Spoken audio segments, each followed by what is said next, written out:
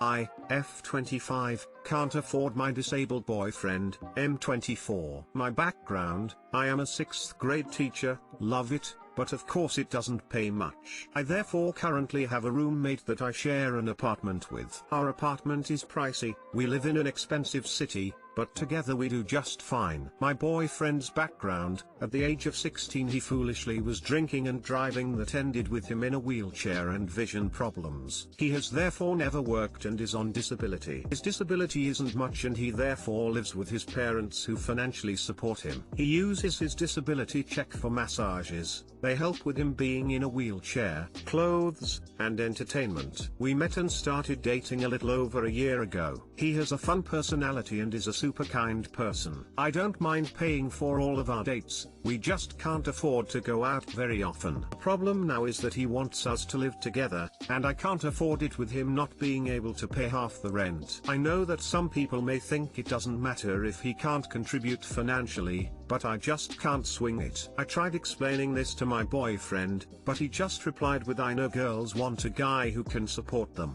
I tried explaining it again and the second time he asked me to get a second job. I don't know what to do. I could either get a second job, move to a cheaper apartment but one that would be much farther from my job, not move in together, my preference. He is also really eager to get married as soon as possible, but I don't see how if our financial situation doesn't change. Does anyone have any recommendations? Too long didn't read. I cannot afford to live with my disabled boyfriend and it's straining our relationship. As much as a disabled person deserves care, he seems like a selfish person, and the problems he has now are because of that selfishness. I think if you don't break it off you shouldn't move in together, because it seems to me he's eager for someone to support/care for him. A disabled person deserves care but not everyone deserves to take on the burden of being a carer. We as a society are able to have paid carers who can walk away and find a new job if it gets too much for them. It sounds like he just wants to get out of his parents' house. The fact that he said you should get a second job is ridiculous. Either that, or his parents are pressing for him to get married so he's not their problem anymore. This is an overall very sad situation which may have no good outcomes.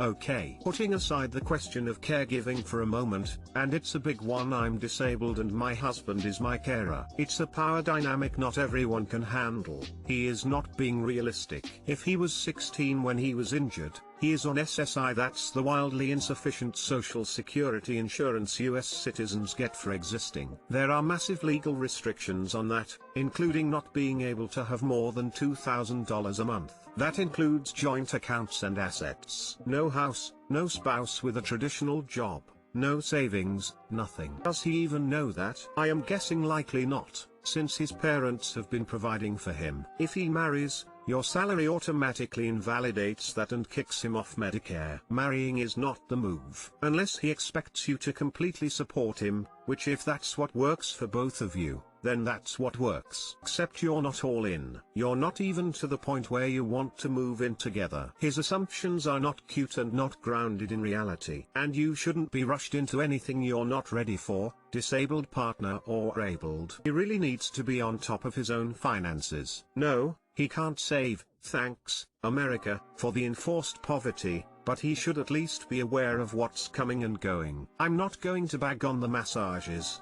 Unlike others, I have a spinal injury and you take the relief where you can get it. But the clothes and entertainment should be off the table when he's talking to you, a teacher, about a second job. That was really entitled and inconsiderate. Were I him, I'd be looking into my own marketable hobbies before the words second job ever came out of my mouth. I'm not going to get into debates about whether or not he can truly work. That's ableist and pointless. Some of us can, I do, at great personal physical cost, and some of us really shouldn't be. Either way, he needs to be acting like a partner and not a dependent. After reading your post, a few things have stuck out to me. 1. He uses his disability checks on solely himself and depends on you to pay for all the dates without chipping in a penny. 2. He is visually and physically disabled but that hasn't affected his cognitive ability. 3. He wants to move in with you without offering to pay a dime for the rent and has the audacity to suggest you getting a second job. 4. He's already thinking about marriage without even considering the burden it'll put on you both emotionally and physically. Honestly, I'm surprised you haven't kicked him to the curb yet. He sounds stuck in his fantasy world that people will forever cater to him. What exactly do you want from this relationship, and is he someone you really want to be with? A relationship should be 50-50 at best, so please don't sacrifice your happiness for just a good guy that can offer you nothing substantial. It's incredibly selfish of him to ask you to get another job. He will probably complain of how busy you are if you do this, and in the long term it's not sustainable. Can he not work at all? Also, if it weren't BC of the money, would you like to move in with him? If it wasn't because of the money, I would still want to wait a little bit longer. I would really need to find out first how much assistance he needs. He's not able to do any housework and needs some help with his daily routine. Don't think he meant it to sound bad asking for me to get a second job. He's never worked, so he may think it all sounds like fun.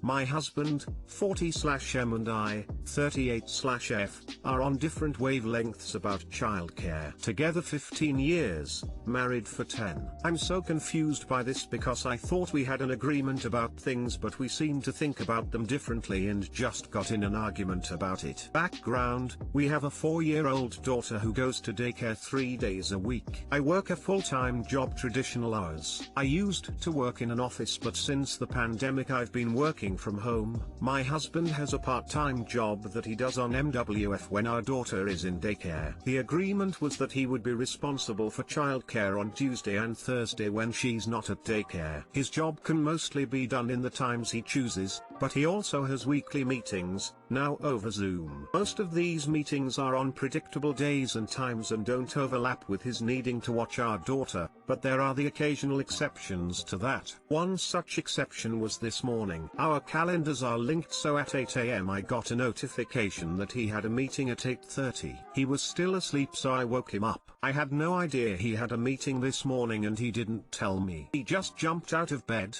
got ready and ran down to his office for the meeting, saying nothing to me about our daughter. I am in my own office and I guess I'm assuming that he had some kind of plan to multitask with our daughter and the meeting, which he does sometimes. But he apparently didn't, because he's started his meeting and our daughter walks into my office in her PJs. So I stop what I'm doing and get her ready for the day, get her breakfast, etc. Later, when he's done with his meeting, I tell him that what happened was not okay and he can't just expect me to interrupt my work without planning or asking to watch our daughter. I think I was especially annoyed because he didn't even ask me if I could watch her or thank me for doing it. He got annoyed with me and said he had forgotten about the meeting, so he didn't know to ask. And then he said that I don't thank him every day for watching her, so why should he thank me? So here's where I think we're on different wavelengths. Obviously, it is both of our jobs to care for our daughter, and there have been many times I have taken time off work when I'm not busy to watch her when he has a meeting. I am happy to do it, but I also think that he doesn't appreciate that he is asking me to take time from my job to do this. Think of our arrangement as both of us working 8 to 5 jobs, but on Tuesdays and Thursdays his job is watching our daughter. When I told him that, he disagreed that it was like a job and seemed to think parenting should be fluid all the time,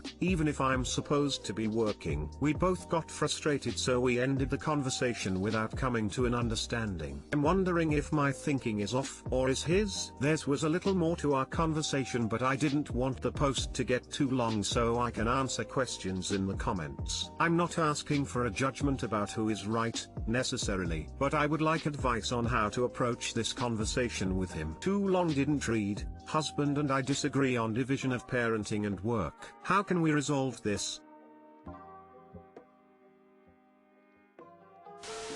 I also have a 4-year-old, and me and my husband try to clearly delineate my time with her, joint responsibility time, and his time. I totally hear you on how infuriating it is when a partner just vanishes and assumes you'll pick up the massive load they just dumped. It really triggers me when it happens, I feel taken for granted, like I'm considered the default parent because I'm female, like I don't get to enjoy the same autonomy as my partner, and like he's selfish and irresponsible. Then I, usually, cool down a bit, and talk to him about it in a less accusatory way. Others here have made good suggestions. I don't really have any new advice, just wanted you to feel more understood. Smile.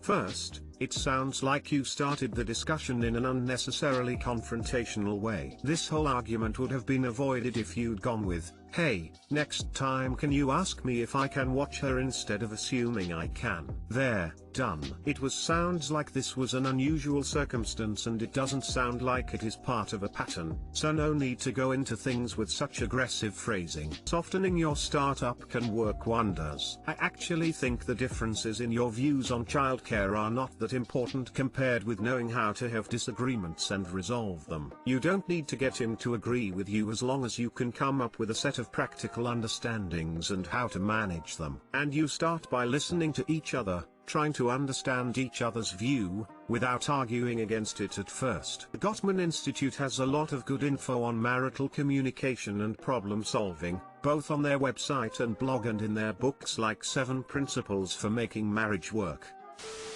I think an important thing to consider in approaching this is whether you're reacting to a rare occurrence or to a chronic behavior. Has this happened before? Is it twice a month or like 2 other times ever in the 4 years you've had a kid? Because honestly, helping your partner deal with one-time forgetting a meeting and not planning ahead is a totally normal level of being a good partner, and he'd be right to be upset with you for being weird about it, and you should apologize. Whereas if this is happening all the time, then this might merit a more serious discussion about division of labor. I don't think you're necessarily wrong here, but I think this is one of those areas that gets sticky because of what's kind versus what's technically correct. Technically speaking, if he's in charge of childcare on Tuesday and Thursday, then he's the one that should make a plan if he has a meeting, which means asking if you can take daughter instead of assuming. He's the on-duty parent, and you correctly pointed out that if you worked in an office, he couldn't just show up. He would have to communicate. However, on a day where he's clearly already behind because he didn't know he had a meeting, the kind thing to do would be to check in with him and simply ask, "Hey, do you need me to take daughter during the meeting?" Even though, yes, it really should have fallen on him. So at the end of the day, he could stand to apologize for making assumptions and not doing what you both agreed to with the childcare arrangements. And you could apologize for not stepping up when it's clear your partner made a mistake and could have used a hand. Parenting does have to be fluid, but communication is key to making sure that fluidity works the way both partners agreed to.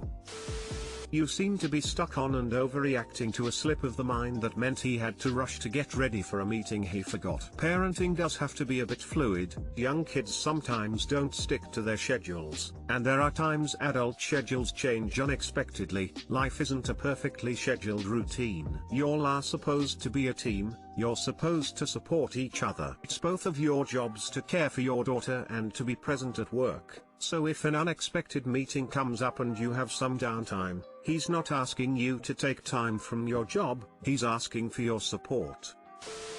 I, 27F, love my husband, 30M. I love having moved to Brooklyn with him, but holy shit, I cannot stand his horribly intrusive family.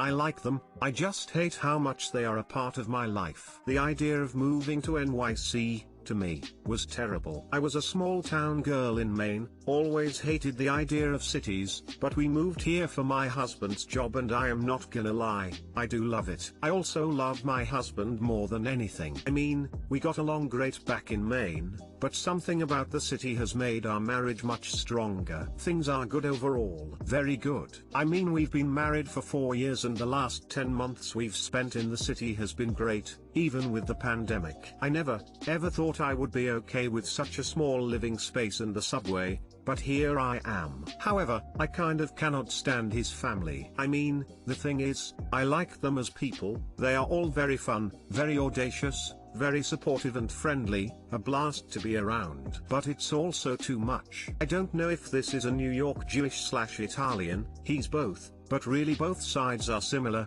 thing, but family is such a huge deal here. like they are just so intrusive and aggressive in terms of trying to be a part of our lives. He has 3 siblings, and they are all fine with the exception of one addict brother, but it's the aunts and uncles and cousins, just an endless array of family constantly coming over or making plans with us, and it will always feel rude to say no. My husband gets it. He actually warned me this would happen, and it sucks because I do love them as people and I really find them to be incredibly loving and friendly, but I am just not the type of person to be this social, you know? I grew up in a small town. The idea of all of these family members, and, also, neighbors, who grew up with him, might as well be family, constantly being with us sometimes makes me feel like we don't get much alone time. And I remember going to his cousin's house, and it was so hectic. 2 kids, but also tons of cousins over, lots of pasta, also, wow, I love the food,